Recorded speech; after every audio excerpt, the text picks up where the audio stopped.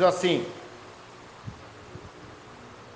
pelas quais Ele nos tem dado grandíssimas e preciosas promessas, para que por elas fiqueis participantes da natureza divina. Repita: natureza divina. Havendo escapado da corrupção que pela concupiscência há no mundo. Podemos assentar em nome de Jesus. Irmãos, eu quis muito pregar essa mensagem com o tema natureza divina. Às vezes a gente fica pensando assim: Deus, ele nos salvou do quê? Alguém fala: Jesus morreu na cruz para me salvar. Me salvar do quê? Para você entender isso, irmão, você tem que ir lá para o Éden. Lá no capítulo 1 do Gênesis, no versículo 26, diz a Bíblia que Deus fez o homem a sua imagem e semelhança, macho e fêmea os fez. Agora, como ele fez? Tirou do barro e soprou nas suas narinas. Alguém que Deus já tinha idealizado dentro dele, Deus colocou dentro do barro. Então, irmãos, começou ali a natureza divina. A Bíblia diz que o homem era perfeito, diz Eclesiastes 7, 29.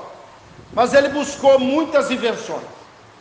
Fica observando, irmão, como a Bíblia desconstrói o pensamento calvinista, que diz que o homem e Satanás eram originalmente bons, e a queda deles não pode ser atribuída só ao homem, ou só a Satanás. Então eles deixam implícito que Jesus morreu para pagar o pecado de Deus. Então, para você ver, irmão, como existe o livre-arbítrio. O homem buscou as suas próprias invenções, mas Deus originalmente fez ele sadio, inteligente, sábio, com capacidade de procriação, com todo tipo de capacidade. E o homem era incapaz de pecar por ser perfeito.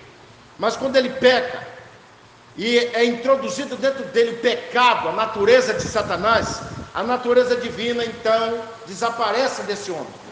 E agora o homem, que deveria ser um exemplo, acusa a esposa: eu pequei por causa da esposa que o Senhor me deu. E a esposa acusa a serpente. Então, irmãos, é nisso que entra o pecado no mundo. O homem está morto agora em seus delitos e pecados. Deus estabelece, através do tempo, a dispensação da lei, mostrando ali o interesse de Deus salvar o homem. Estabeleceu os seus mandamentos. Mesmo assim o homem transgredia todos eles. Então veio Cristo, pagou o nosso preço na cruz do Calvário. E ele, tomando o nosso lugar, pagou a nossa culpa na cruz, para que hoje a graça de Deus, a natureza divina, viesse habitar em nós. Mas é o seguinte, irmãos, a natureza divina não depende só de nós. Primeiro, o que é a natureza divina?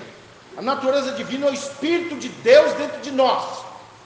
Muita gente acredita que o Espírito de Deus seja uma terceira pessoa da Trindade. O Espírito de Deus é o próprio Deus dentro de você. Espírito com E maiúsculo é o próprio Deus. E santo é o atributo. Então, quando o Espírito de Deus mora em você, é o próprio Deus dentro de você. É o próprio Deus.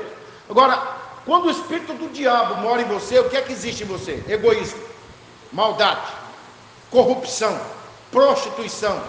Eu falei com o pastor hoje, contando aquele testemunho, pastor de ontem, que ontem Deus evitou de eu fazer uma loucura com uma pessoa. Camarada, eu chamei ele para evangelizar. Aí eu falei: você é evangélico? Não, não sou não, eu nem gosto de igreja evangélica. Falei: mas eu sempre evangelizo falando da nossa instituição. Olha o que acontece, o camarada chegou perto de mim, olha só o que ele fez, irmão. Mas não é porque os pastores fazem muitas coisas erradas, por isso que eu não sigo muitos pastores, irmão. Aquilo no tempo passado, eu ia dar um chute no meio da cara dele, que ele ia cair sentado.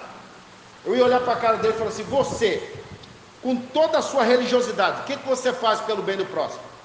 Você tem uma casa de recuperação? Você ajuda alguém? Você já fez uma cesta básica para ajudar alguém? E eu sou obrigado? Então cala sua boca, porque você não tem caridade. Então, irmãos, o diabo, ele criou um movimento hoje chamado dos desigrejados. Essas pessoas não têm igreja, eles não têm figura sacerdotal, eles lêem a Bíblia do jeito deles, tomam a Santa Ceia do jeito deles.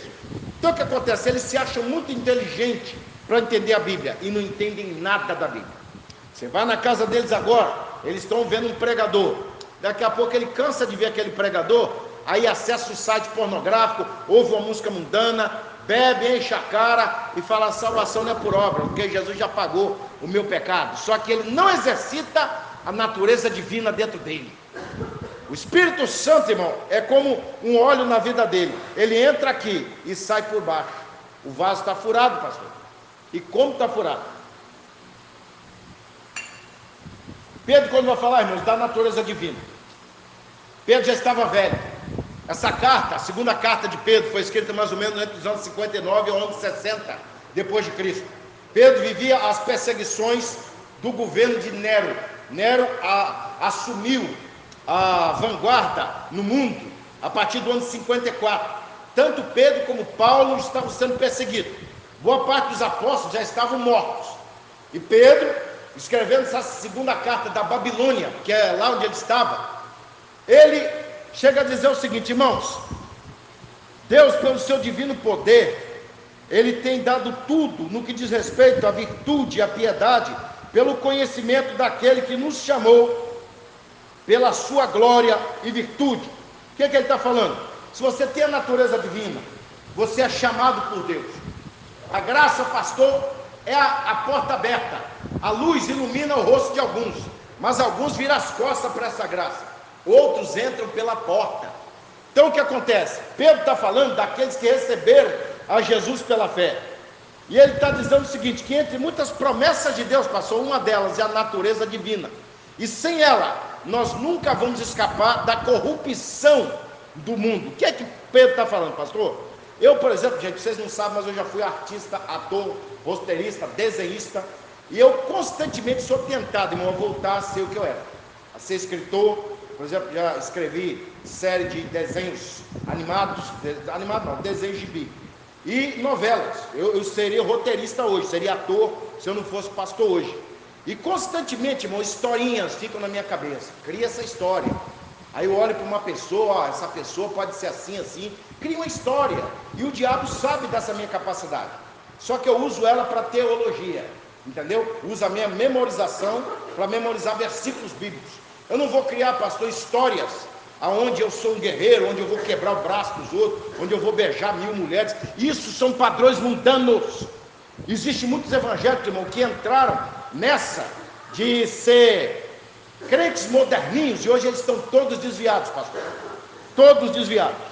E eu falo para o senhor mesmo, pastor, crentes que amam as coisas do mundo, eles não têm a natureza divina, eles estão mortos.